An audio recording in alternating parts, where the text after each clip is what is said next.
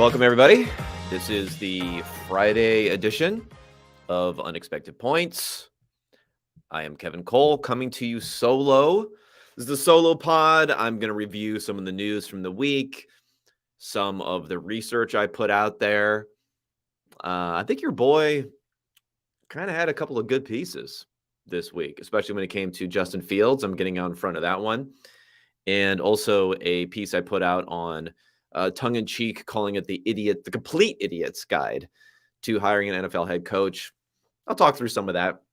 We'll also talk generally what's going on with the coaching cycle, the news of the week when it comes to some recent stuff here with Lamar Jackson I want to talk about, because this is something that's been floating around out there that I wasn't quite sure I wanted to step out into, like, this relationship is broken. But we got some quotes today from Sammy Watkins, who, may not be the most reliable source. You can either think of Sammy Watkins in one of two ways. He thinks of himself as the Lizard King, I believe, and might actually believe that he's an alien or something like that. So maybe not so reliable in that way.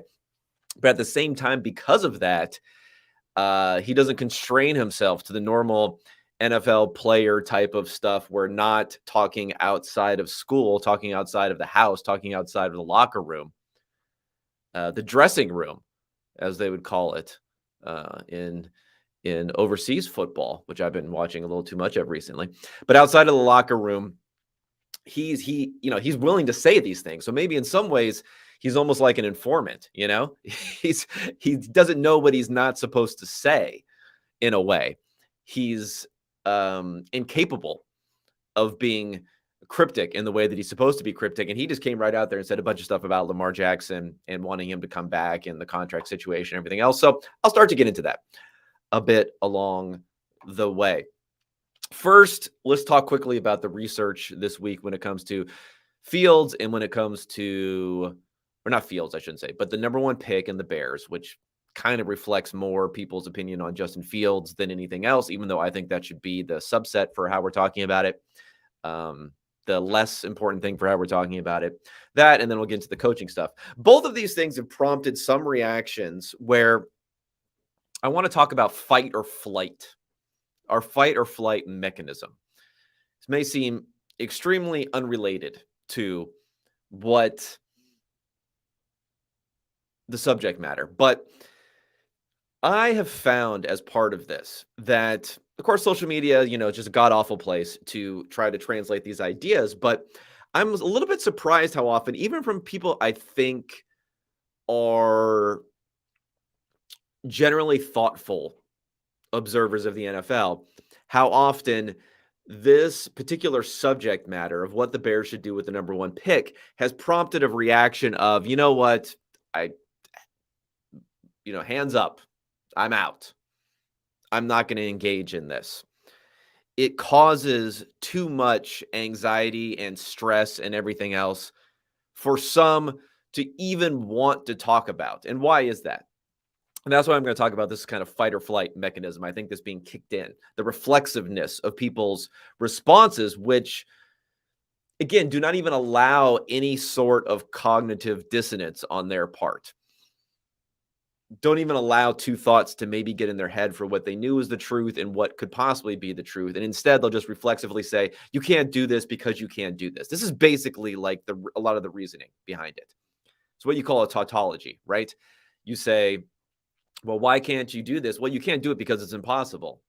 Well, that doesn't really explain why you can't do it. I mean, I wrote 4,000 words on why the Bears perhaps should consider drafting a quarterback with the first pick, with reason and evidence. A lot of evidence has not been coming out there. A lot of the objections are, well, you can't do that because this is going to happen and this is going to happen and that is going to happen. And those things are all bad. And then when you follow up with, well, what's your evidence for that? They say, well, we just know that's the case. As if, again, we're just using logic that's already been established despite the lack of evidence, I would say, in a lot of ways there. So that's why I compare it to people's fight or flight mechanism kicking in. For those who don't know quite the concept of fight or flight, so we're an evolved species over I guess it's not millions of years, hundreds of thousands of years. And for most of our existence as human beings, pretty boring. Pretty boring existence outside of very defined chances of needing to fight for our survival. So fight or flight, that's where it comes from. Basically, you're sitting around all day long, in your cave, if you want to talk about like caveman sort of talk. I'm not an anthropologist, okay? So I don't know the details of all these things. But, you're sitting around, you got your bone, you're hanging out here, you're trying to figure out, oh, the wheel, how does this work? You got your little caveman family, little caveman children. You're riding on dinosaurs or like whatever the Flintstones are doing. But the reality is, it's just pure boredom. Although you wouldn't classify it as boredom because that would just be your lifestyle back then.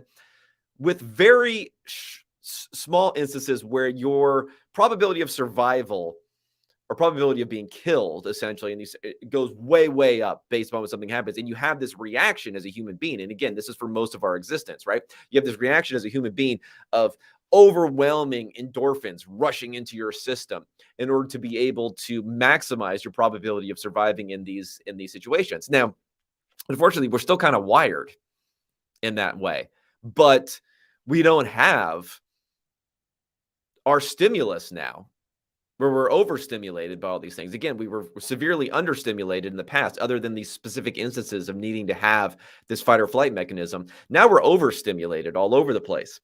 And this take, I think, when it comes to the number one pick, is like a stimulus to some people. It's causing something in their system where they get that fight or flight mechanism where they want to yell at you, they want to fight. They want to call you names because you are, again, causing this, you're perturbing their internal mechanism for how they think about things. Or flight. And I've even seen this amongst some NFL people. I remember Robert Mays, who I like to joke with sometimes on the platform. He's the host of the Athletic podcast. He's like, I'm not going to engage in this sort of thing. And I don't know. I think it's interesting to engage in. I could admit some of the talk about, how good Fields is or not is probably boring after a while because it's retreading a lot of the same arguments that we have about other quarterbacks and rushing quarterbacks and all that sort of stuff. But I think engaging specifically in the value of drafting another quarterback, a quarterback who you may not even think is necessarily better than the first quarterback, but just to give yourself multiple shots that you're not going to have very often, I think that's a very engaging discussion. So the fact that people don't want to even engage in it at all, for me, that's the anxiety, that's the fight or flight mechanism kicking in for them a lot, and just reflexively wanting to get away, or reflexively coming back but saying you can't do this because you can't do this. We're on stage, I won't say 1, maybe stage 2, because I've been talking about this for a few years. Josh Hermsmeyer is probably even further than I am along the way as far as being an advocate of continually looking at high value quarterback prospects when you don't think you have that guy or not. Famously, in our offseason episode, he wasn't 100% sold on even saying Joe Burrow wasn't a guy that you would look to upgrade. And I was okay with that. I was okay with saying Joe Burrow is your guy. Let's not upgrade there. So he's even taking it further, which I can look at it on a rational basis and disagree with. But some people are not even allowed to think, allowing themselves to think of it at all. But I think we can get them along the way. And I think we have to be patient along the way. I think even if we look back to what happened with Kyler Murray and Josh Rosen, and I'm not saying this and people will object about the fact of saying, obviously Justin Fields has looked a lot better, at least this season, in his second season, than Rosen did in his first season. So I'm not painting equivalence there. But remember, if we were going to look at the course of events there, where they bring in Cliff Kingsbury as their head coach, some quotes start circulating about how Kingsbury had talked about Kyler Murray in the past and how he was, like a number one pick worthy sort of guy. And then slowly over time, more and more people started to not reflexively say that's a crazy thing to do when you traded up for Josh Rosen the prior season in a bad roster. And let's remember, they also had Sam Bradford that season, and Bradford looked like dog poop also. So it wasn't like Bradford was good. It wasn't a New York Jets situation where Wilson is bad and everyone else looks good. Bradford looked god awful also. And Rosen looked bad. I mean, historically bad in a way that season. So some people had, they shifted their opinion. They kind of got used to it as time went on. I think NFL Insider started to hear from if not directly from the Cardinals brass, but from other people of like, hey, this may happen, despite the fact that we're putting out tweets saying Josh is our guy. Our social media is doing those sorts of things. This may end up happening. And as people start to realize that something may happen, it buys into this kind of legitimacy that's based on the fact that if the team is willing to do it, then therefore it's more legitimate than if they aren't. And I'm going to frame it that way, even logically in my own mind, even though like you could have logically figured this out beforehand. It's not just like 100% on the team. So I think there's a possibility, and I'm probably in some ways I'm even underplaying the possibility right now that the Bears are going to take a quarterback with the number one pick because of my awareness of the reflexive fight or flight mechanism that I'm kicking in for a lot of people right now. I got to bring them along a little bit too. The more you think about it, and again, I've been thinking about this for years. I've been thinking about the objections for years. A lot of people, are just firing off right now without really thinking about it much at all. I'm pretty confident that it's the right thing to do. Am I 100% confident? No. I'm not in the building. I don't know any of these things, but I don't think we've seen a lot from Ryan Poles and from how that organization is operated to say that they won't be in some sort of agreement that let's hedge our bets a little bit on what's going on with Justin Fields right here and look elsewhere potentially to bring in another option. And as this becomes more of a thing, more of a potential thing, Ryan Poles hasn't said anything too much so far. He's just said that they'd have to be blown away. For me, that's kind of a pretty big opening in the door, though, because like everyone's blown away. You think you draft a quarterback at number one, you damn sure better be blown away by that quarterback. I mean, right?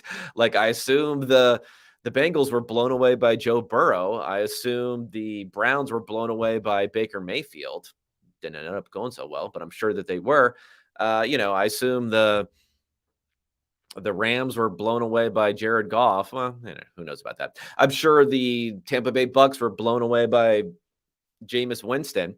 So yeah, it's actually not that high of a bar, the blown away bar that Poles has established here for potentially doing something. So I think as that starts to sink in, because it becomes more legitimate, because an NFL team is actually agreeing to do it. And again, that's a lot of the objection right now is that it won't happen. So therefore it shouldn't happen. When that it won't happen starts to get peeled away, starts to dissipate, starts to become, a little bit of a smoky objection that you can cut right through, like a knife through hot butter. As that starts to happen, you'll see people who don't even realize they were so adamantly against it initially, start to buy in and at least give grudging acceptance, start to allow their brains to get out of this fight or flight mode and start to actually take in the evidence and think about it logically. And then draft day comes, the pick is made, and it's almost already a done deal. And everyone moves on as if it wasn't a big deal at all. Like what we saw, and we're talking about, if Justin Fields is going to get traded or not, and for how much is the new discussion, just like it was with Josh Rosen. And that'll happen over time. Hopefully people don't forget that I'm first, though, on this one. Well, not first, but, whatever. I'm kind of first, though, as far as writing it up. I don't think anyone got closer than Sandy got a post 2 hours after the number one pick was secured by the Chicago Bears. It would have been a little bit more awkward, though, if I would have had to write this with the Bears in the second pick, because everything would have applied, right? Like CJ Stroud, I don't know if he's good enough or not, whatever. I don't know these guys that well. We'll see as we get closer whether, the blown away is going to happen for CJ Stroud also. But it's more fun, definitely, that they have the number one pick, and better for the argumentation of it and the interest of it and all that sort of stuff going forward. So patience, everyone. Patience, everyone. I'm patient with everyone out there also, and giving them time to digest this as we go along. The second thing I'm giving people time to digest, And if people haven't seen it yet here, I wrote a piece last night. Because again, it was one of these things like I was thinking about delaying it till next week, but when I have an idea, I like to just write it up and go. And it's another thing where it's a culmination of things that I've been thinking about for a long time. We'll see if I'm able to keep up these ideas with of the newsletter. I don't want to be like a band. A band puts out their first album and it's like a bunch of bangers because it's like the songs they've been working on their whole life. And then they have the quote unquote sophomore slump because they just used up all that stuff. This coaching piece, in my opinion, that I put out, The Complete Idiot's Guide to Hiring an NFL Coach last night, I think it's kind of a banger. And one of the reasons it's kind of a banger is it's a culmination and aggregation of ideas that I've thought about throughout the years. Like what I put in there about Joe Banner talking about how he looked for detail-oriented coaches when finding Andy Reid and the research that they've done there. I mean, that's something I've known about for years. I've known about Andrew Healy's research. Andrew Healy is now the vice president of strategy for the Browns. Previous to that, he was a professor of economics, and he did stuff for Football Outsiders. And the specific piece that I'm talking about, he wrote all the way back in 2013. Now, I don't think I read it contemporaneously, like in 2013, but I've known about it for a while. And his takeaway was that coordinator success doesn't really translate into head coaching success, but previous head coaching success does generally, not for everyone, of course, generally translate into future head coaching success. There was about like an R squared of almost 0.7 in that manner. It's still diffuse, right? The results, but strong correlations there. And there's basically no correlation on the head coaching side. So I talked about that as part of it. I've known about for a very long time that I forget the guy's name, Laszlo Bock. I'm probably mispronouncing it in this one here, but he was like the head of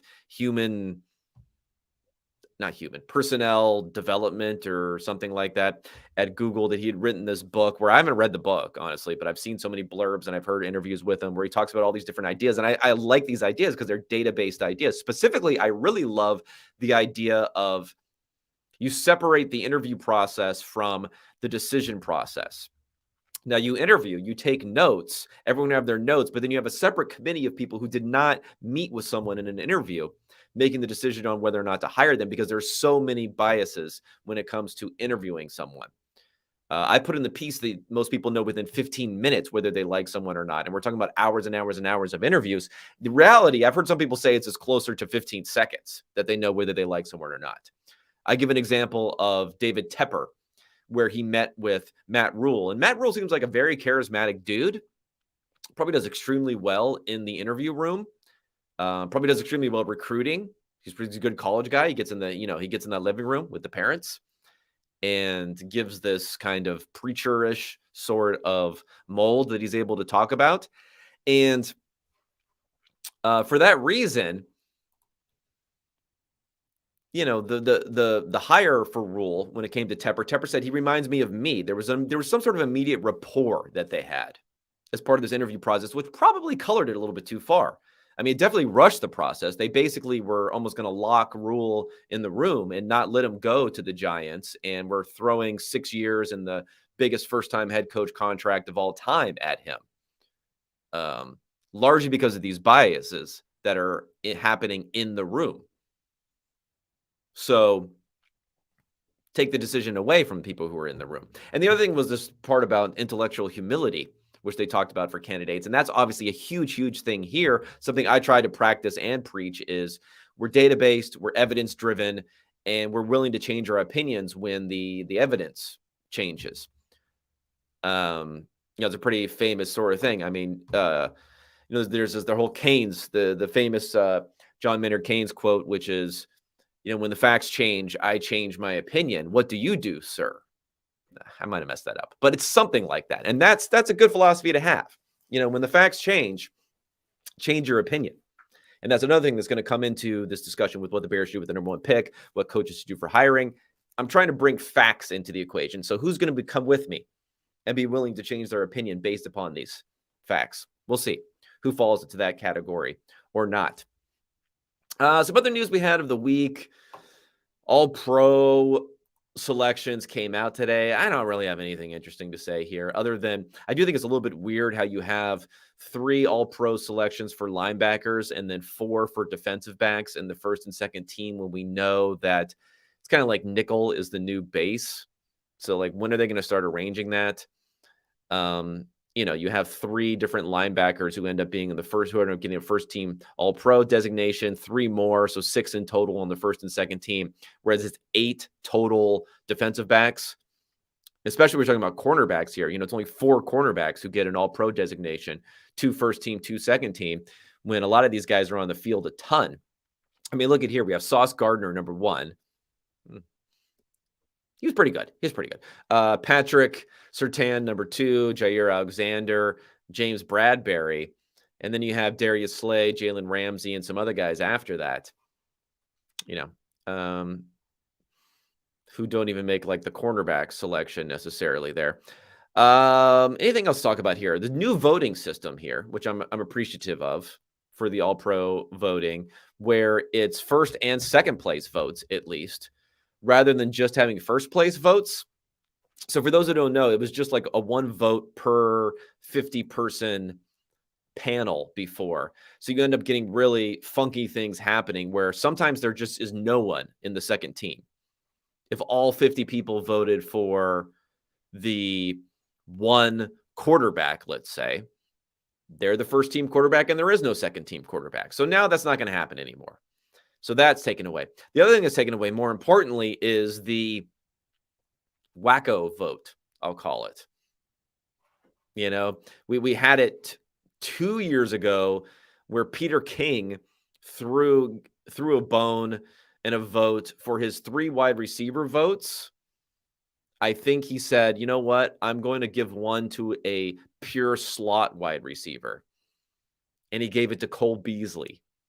So Cole Beasley ended up making the second team all-pro a couple of years ago because old PK decided it was a good idea to replicate some sort of normal formation of having an actual slot receiver. So stuff like that's not going to happen again. No, you're not going to get enough people to galaxy brain themselves into Cole Beasley in order to have that happen.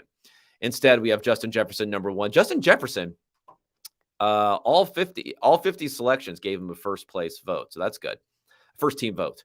Tyreek Hill got 47. Devontae Adams, 26. AJ Brown would have been the one guy I would put him in first team instead of second team, but he ends up being second team. And then Stephon Diggs and CeeDee Lamb. I don't know about CeeDee Lamb, but then you look at the other guys after that. You have CeeDee Lamb, Amon-Ra St. Brown, who missed some time. He only got 1 vote. He only got 1 first team vote. CeeDee Lamb got 0. Jamar Chase got 7 second team votes. Jalen Waddle got 10. So they round out the thing there. Jamar Chase is another guy where I'd probably replace CeeDee Lamb with him if he hadn't missed time. I like CeeDee Lamb, but I think we're getting a little view, and we'll see, especially in this matchup with the Bucs, whether or not he's like the true number 1 receiver type of guy that you can see going forward there. Another interesting selection here is Myles Garrett does not make first team edge rusher here. It's Bosa, who got 49 out of 50 votes, and then Micah Parsons is second. I don't know. I'd probably have Garrett up there above Parsons. Maybe Parsons is kind of petered out a little bit at the end of the season. I know by pure objective stats, you probably have him up there. I mean, Parsons got 33 of the first place selections versus only 10 for Garrett. So maybe I'm a bit off there. Max Crosby also didn't make it. He was below Hassan Reddick for the Eagles. So I thought that was at least a little bit interesting as far as that's concerned. But at least I'm happy. I'm happy that they've reworked and refigured and rejiggered the voting here to allow for a little bit better selection going forward. All right, let's get into some of the Q&A. So if anyone is watching along on YouTube, the live stream at this point, go ahead, fire some questions into the comments if you want. You could preface them with Q&A, but I think at this point I'll be able to pick them out fairly easily. I sent out a message to paid subscribers of the Substack earlier to give them an opportunity to be, like first come, first serve as far as the questions are concerned. I got a few questions there as part of the responses. I don't think I got any emails back. Let me check to make sure that I didn't get any emails back. No, so I didn't get any emails back because sometimes people can just reply via email, but everyone left stuff in the comments there. So I will address those first before figuring out if there's something going on in the chat here on YouTube. All right, so first comment here from Max. How do you think the Lamar Jackson situation plays out this offseason? I believe he resigns with the Ravens. Oh, resigns. You got to put that dash in there. Resigns with the Ravens. I'm wondering then if you could go into a hypothetical for what a trade return for him might look like. Okay, so I don't think he would resign and then be traded because of the way these contracts work in the NFL, where like he's going to want a huge signing bonus, and those signing bonuses are paid up front, and because everyone gets them, right, and they're amortized over the next 5 years.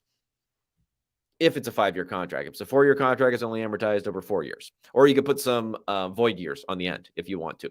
So, like, it doesn't make sense to do a sign and trade in the NFL because you're like eating a massive cap hit for the Ravens because of the signing bonus that you're going to put on there.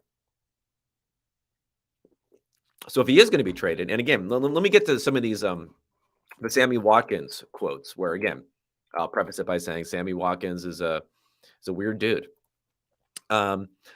But if we go to some of these Sammy Watkins quotes where he was being asked about Lamar Jackson, he says he's pretty banged up, he's pretty hurt, but everyone is pretty hurt. We all know with Lamar out there, this team is really good. Special things can happen. He's got an opportunity to win a Super Bowl. I hope he hobbles back out there. But you never know. I could be wrong. I'm being selfish, he admits. So at least he's a little bit self-aware there.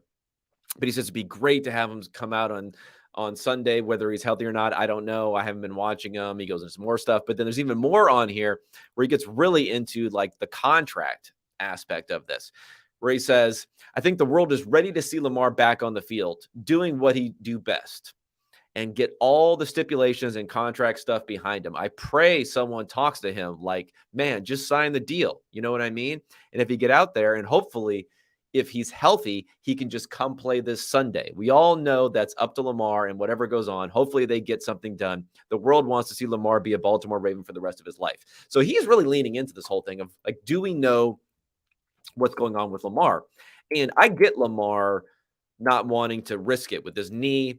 He's not under contract, right? He's on his 5th-year option right now in this season. I think so, right? Let's say 2018, 2019, 2020, 2021, 5th year. Yes, 2022. 5th-year option right now. No security. So I get it a little bit. At the same point in time, we're talking about the playoffs here. And we're talking about not playing, almost killing the team's chances of winning a whole year's worth of work. The other players on this team, whether they vocalize it or not, I think most players are going to be, I don't want to say smart enough, but maybe media savvy enough to not make their opinions known. But I bet there's more than just Sammy Watkins out there who are like, man, like I want Lamar Jackson at 50%, let alone 60, 70, or 80% of who he would normally be is going to give us a better chance to win than Tyler Huntley or Anthony Brown or whoever else. So this is looking pretty bad for what's going to happen next year. I think a trade is starting to look fairly likely. I don't know if I'm going over 50%, but maybe over 50%. Now, the Ravens could just use this opportunity to move up into some place in this particular draft too. Now you could say, oh, next year there'll be Caleb Williams, there'll be other stuff. I mean, maybe if they want to say we're going to tag him, make him play, and then tag him again next year and then trade him and then try to get up. I don't know. But you never know about these future draft classes. Everyone tries to galaxy brain themselves into thinking they're going to get, Caleb Williams, where if a team stinks and they have the number 1 pick, they probably don't have a quarterback and they're not going to trade out. You're not going to get Caleb Williams. You couldn't have given anything to the Cincinnati Bengals to get that number 1 pick when it was Joe Burrow. So this could be an interesting year for the Ravens to look at some teams with a lot of cap space. Maybe imagine if he got traded for the number 1 pick. I don't think that'll happen, but that'll be That would just be blows everyone's mind. To say we're going to tag and trade him. That's what would happen. It wouldn't be a contract, I don't think. I think it would be a tag and trade was how this would work.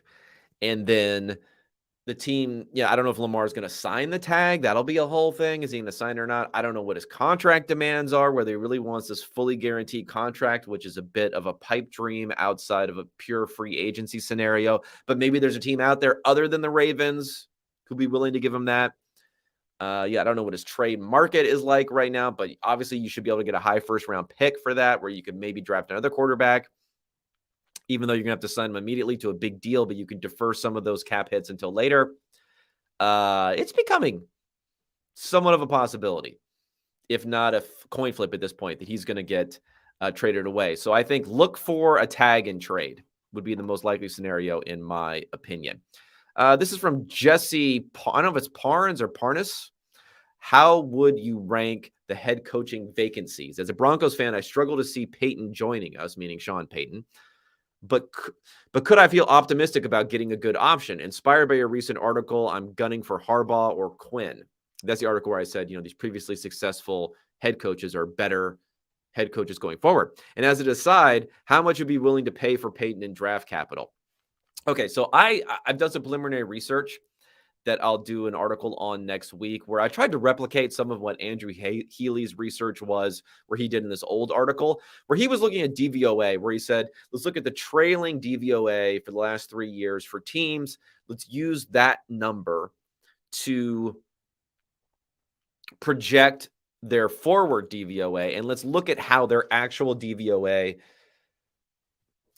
compares to what we were projecting based upon the past 3 years. So I did the same thing, except for EPA for more recent years, because like I said, again, the study was done in 2013, and I looked at Payton, I looked at Harbaugh, I looked at Quinn, I looked at Leslie Frazier, who's another guy whose name has been out there.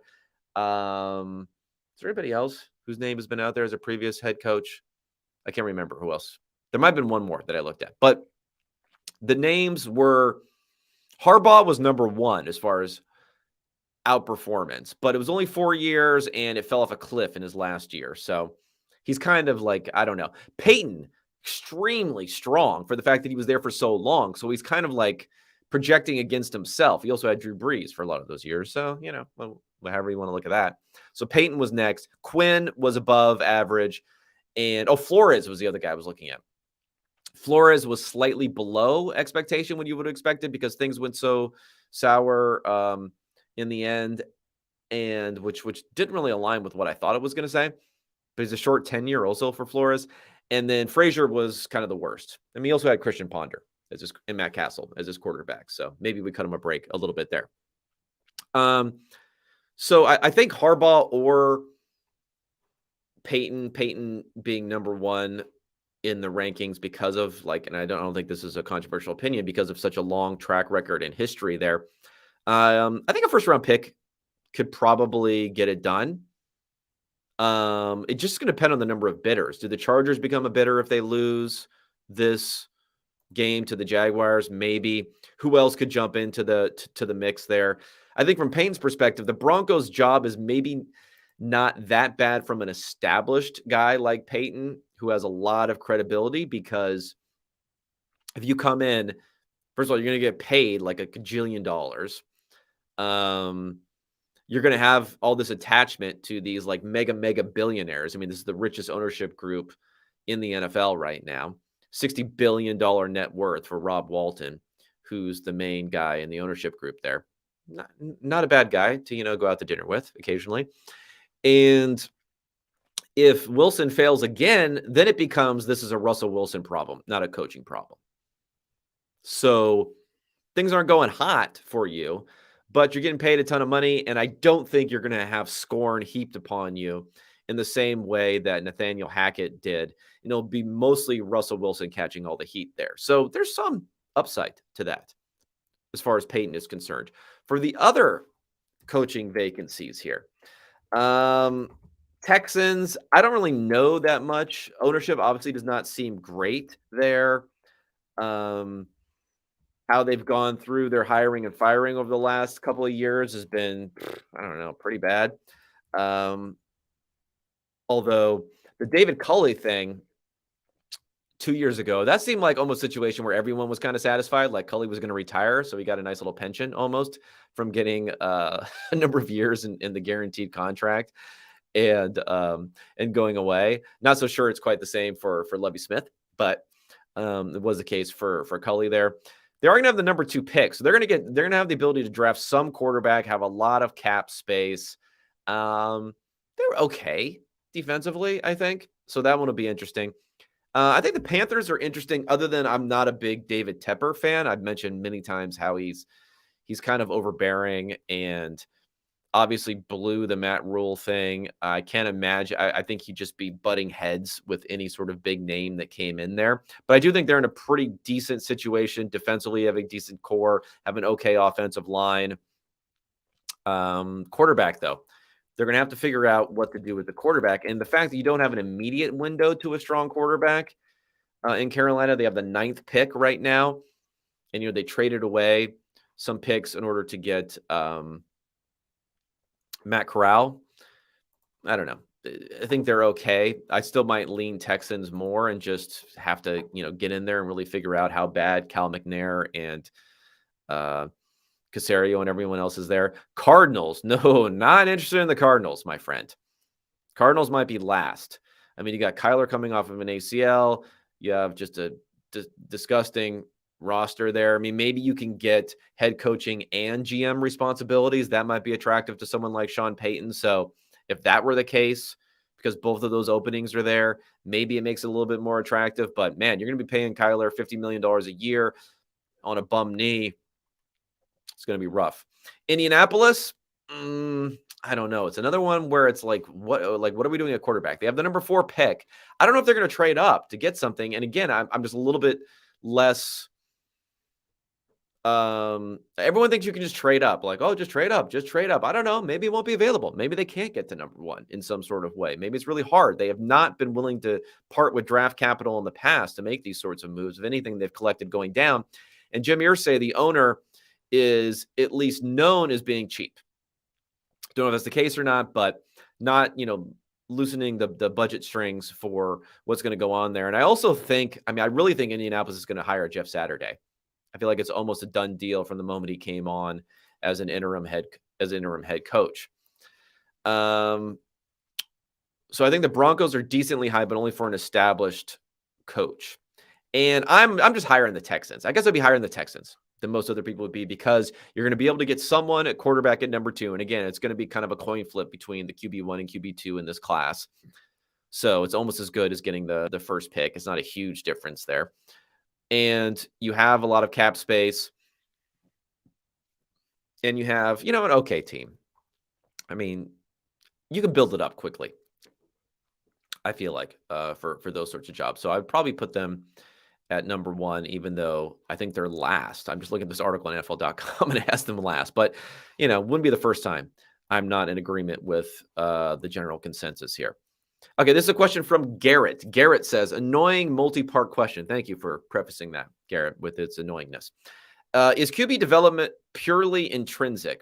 Recent cases like Trevor Lawrence seem to suggest that coaching and roster improvements can induce better quarterback play. What should be the mean expected outcome for a quarterback taken first overall on a roster like the 2022 Chicago or 2021 Jacksonville roster? Okay. I will say, I do think quarterback development is more about the quarterback than is about whoever the developer is.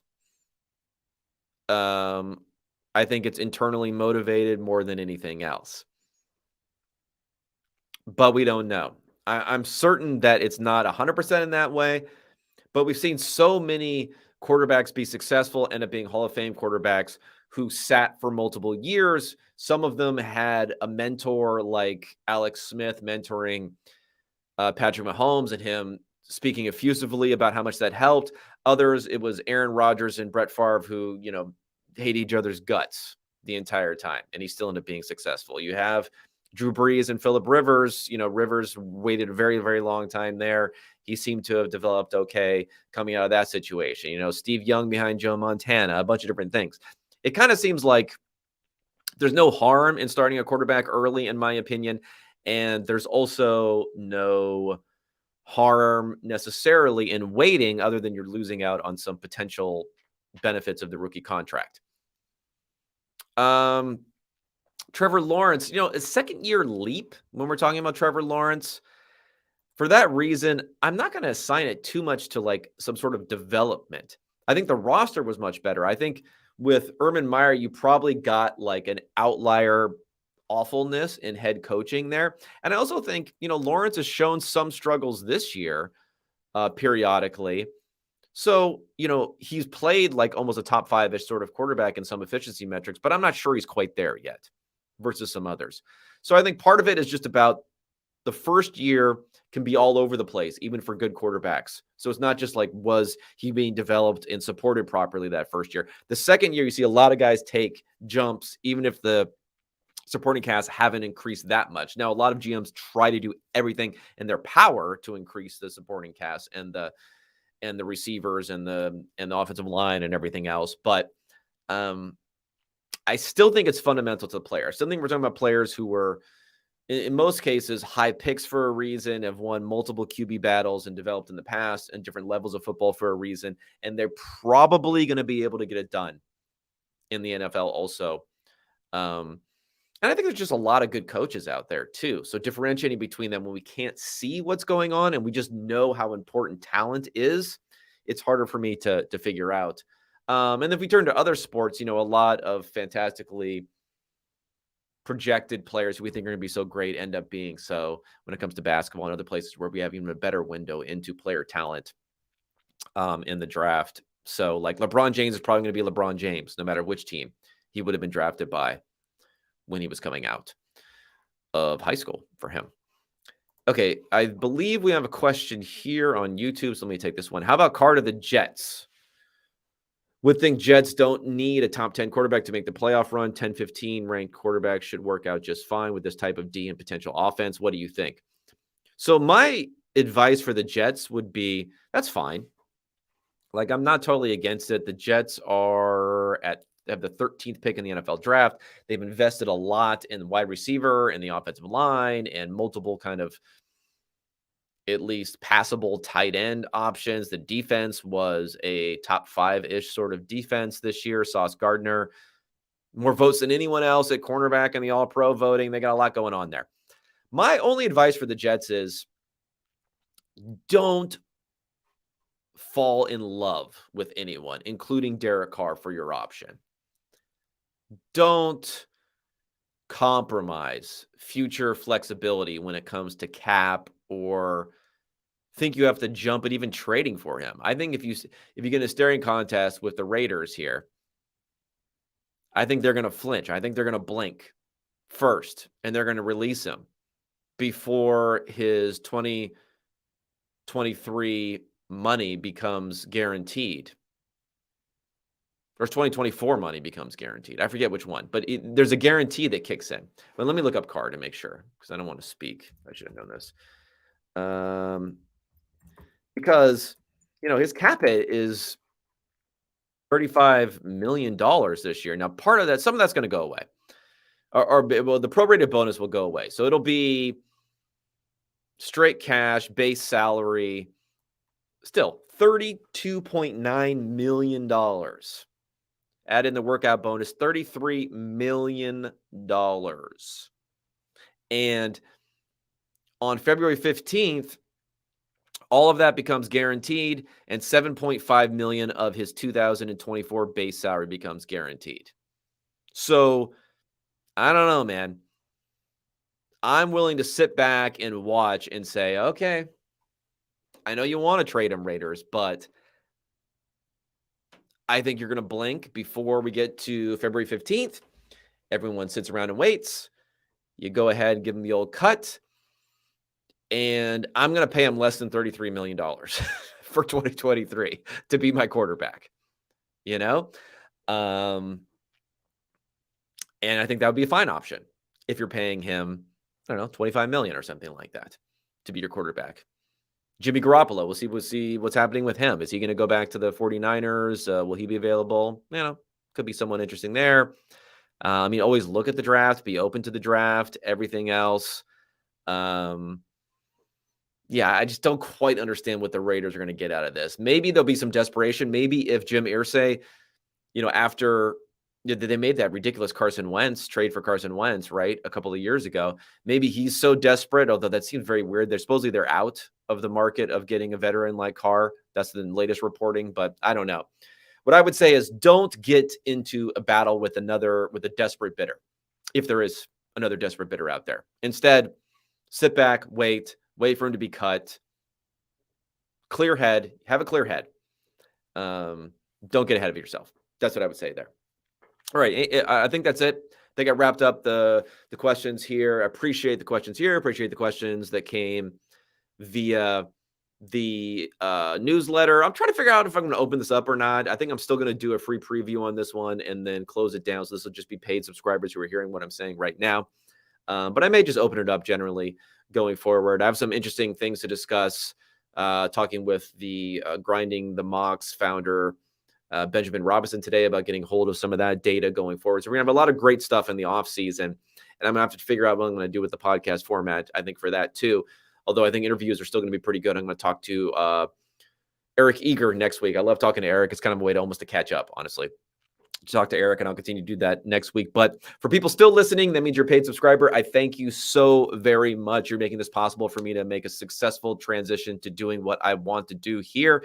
And maybe we've got to start saying now I've booked my plans for Indianapolis. So if anyone listening here is a paid subscriber going to be in Indianapolis, we need to make sure we have a little hangout or something going on there. But until then, everybody, thanks for tuning in so much. I'll come at you next week talking with Eric Eager. Otherwise, have a great weekend and